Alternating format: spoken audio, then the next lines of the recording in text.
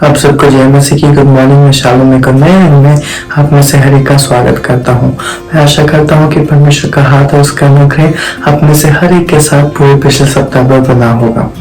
तो आइए हम लोग आज के इस दिन को शुरू करेंगे। परमेश्वर के वचन में से हम लोग आज का पद पढ़ेंगे। Mark 5:36। Don't be afraid, just believe। परमेश्वर का धन्यवाद देते हैं इस वचन के लिए। वचन एक बार फिर से आज हमें प्रोत्साहित करता हुआ हमको ये बताता है, उसमें यीशु मसीह ये कह रहे हैं कि मत डर पर सिर्फ विश्वास करो। क्योंकि जब हम परमेश्वर पर विश्वास करते हैं, जब हम उसके ऊपर भरोसा करके चलते हैं, तो हम अपने अंदर से जो डर है उसको दूर करते हैं। और जब हम परमेश्वर पर भरोसा करते हैं कि वो हमारे लिए सब कुछ कर सकता है, उसके लिए सब कुछ संभव है, तो जितनी भी हमारी प्रॉब्लम टेंशन है वो सब दूर हो जाती है, क्योंकि परमेश्वर हमसे प्रेम करता है।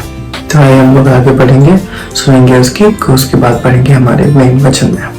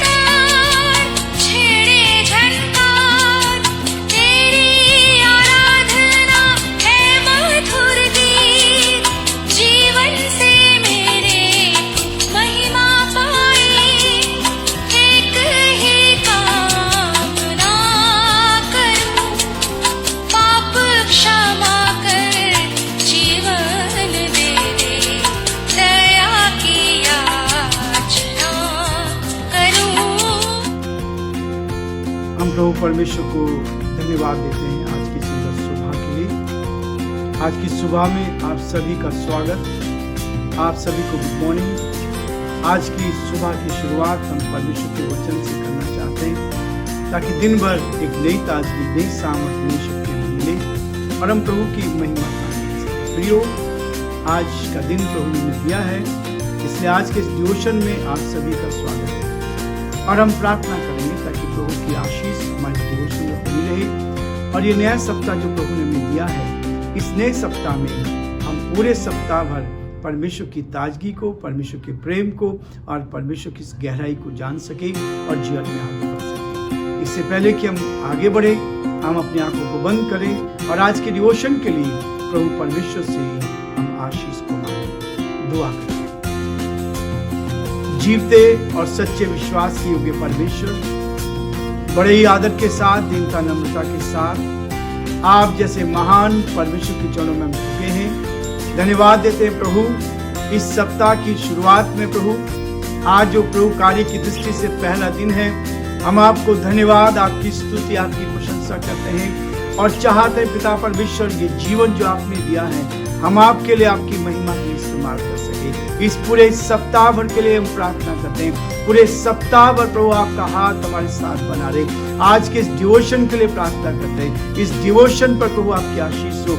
एक एक शब्द प्रभु जी जो आप देना चाहते हो शब्द निकले, ताकि हमारे भाई बहनों को आशीष मिले, हम सब आशीष का कारण बन सके। और आज की सुबह और पूरे दिन भर प्रभु हम नई ताजगी पाकर जीवन में उन्नति करें, बीमारी से, परेशानी से, कठिनाई से, दुख और मुसीबत से बचे रहें और आपकी महिमा का बन सके।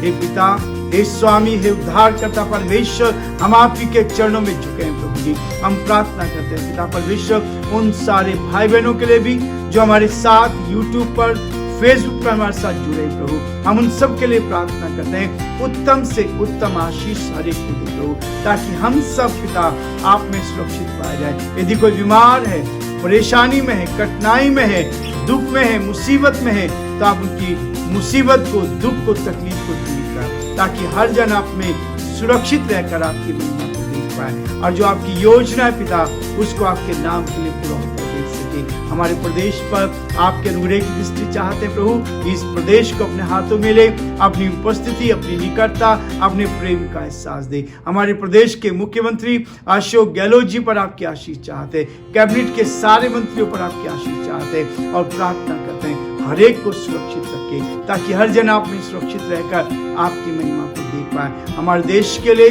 देश के राष्ट्रपति के लिए, प्रधानमंत्री के लिए हम प्रार्थना करते हैं उत्तम आशीष और बुद्धि दे, ताकि परमेश्वर वो आपके डर में, आपके भय में इस प्रदेश, इस देश का संचालन कर सके और प्रभु जी आपकी उपस्थिति का एहसास कर सके। हम बड़े आदर के साथ हम सभी को आपके हाथों में सौंपते हुए इस विनती को अपने प्रभु के उद्धारकर्ता यीशु मसीह के नाम से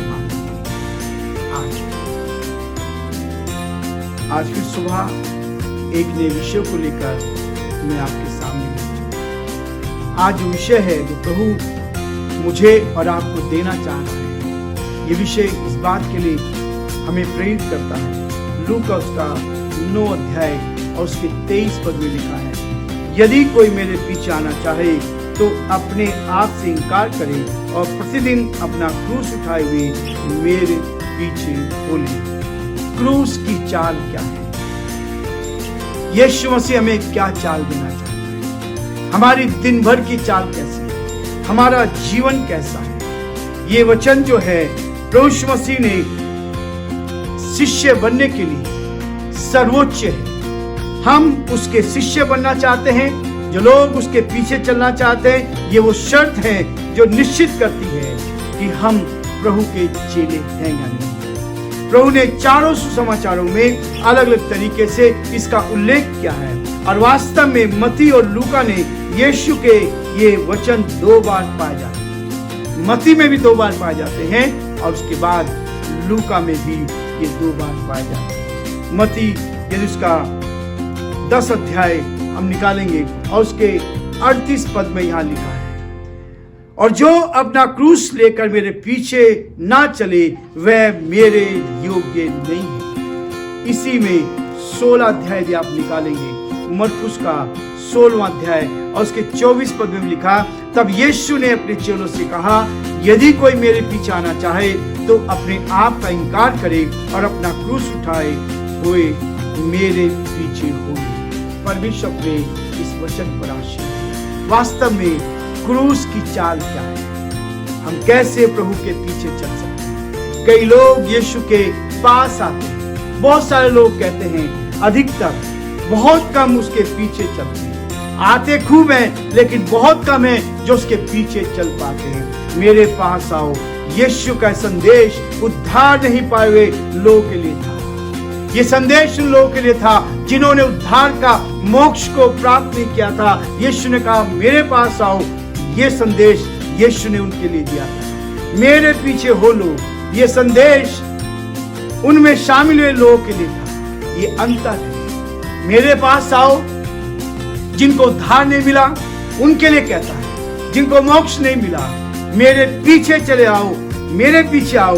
ये उनके लिए है जो प्रभु के साथ चल रहे हैं। इसका यीशु के पास आने का इसका अर्थ है, पहली चीज है विशेषाधिकार का आनंद उठाना। जो अधिकार में दिया गया है उसका सही आनंद उठाना। जो लोग प्रभु के पीछे चलते हैं उसका सही आनंद लेना, लेकिन उसके पीछे चलने में समस्याओं को आवश्यक रीति से झेलना पड़ता है। जो उसके पीछे आता है उसको समस्याओं में से होकर जाना पड़ता है, उन समस्याओं को झेलना पड़ता है, उन समस्याओं में से उसको गुजरना पड़ता है। जब हम यीशु के पास आते हैं तो हमें पापों की क्षमा मिलती है। उसके पीछे चलते हैं तब समस्याओं का सामना करना पड़ता है। जब उसके पास आते हैं तो पापों की क्षमा मिलती है। जब हम उसके पीछे चलते हैं तो हमें पाप में स्वयं की को परित्याग करना पड़ता है। क्या हमें परित्याग करना पड़ेगा?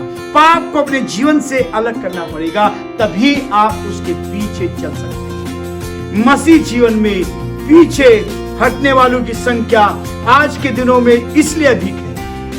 आज के समय में जो प्रभु को के साथ चल रहे हैं उनमें से बहुत से लोग पीछे हट जाते हैं, क्योंकि यीशु के पास आने की बुलाहट की घोषणा बार बार की जाती है। प्रभु ने इस संदेश को बार बार कहा है, यदि कोई मेरे पीछे आना चाहे तो वो अपने आप से इनकार करे। ये घोषणा की गई है, जबकि उसके पीछे चलने की चुनौती कोई ऐसे वो विशेष बिरला होते हैं, बिरले होते हैं जो उस चुनौती को लेते स्वीकार करते हैं। ऐसे कई संदेश हैं जो बताते हैं कि क्या प्राप्त कर सकते हैं। लोग कहते हैं ये मिलेगा, ऐसा नहीं है।